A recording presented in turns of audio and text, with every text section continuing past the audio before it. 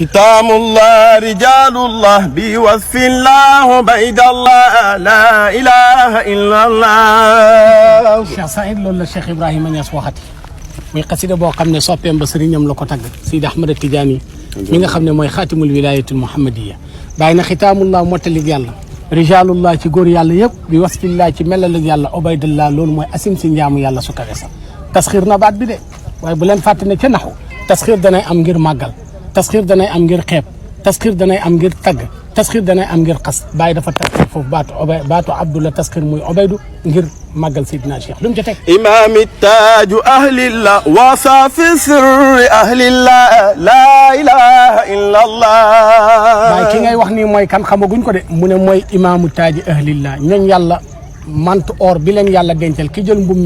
jël mbum mi sol ko mu mat sëkk kooku mooy Seydi Ahmad Tidiane bàyyi teg ci ne wasaaqi sirri ahlillah te yàlla ba ku naanati leer bi waasitati Seydi Ahmad Tidiane nga ko naanee ak koo mën a doon lu mu ci teg فأني شيخ أشياخي أبا العباس سر الله لا إله إلا الله. mel ni dañ na ko ba tey xamaguñ ki ngay bëgg a wax bàyyi na leen fa ani cheikhu asiyaaxi ki ma namm te bëgg koo wax di tagg bëgg leen a wax ay mayam mooy kan mu ne cheikhu asiyaaxi mooy sëriñu samay sëriñ kooku mooy kan Cheikh Tidiane mu ne mooy cheikhu Tidiane abil abbas dégg nga ko lu mu ci teg fa ani cheikhu asiyaaxi abal abbas sirrillah Seydi Ahmad Tidiane mooy secret yàlla bi gën a mag ci kaw suuf شيء سمع radiyallahu anhu رضي الله عنه. مرحبا jërëjëf شكرا لك. jërë ngeen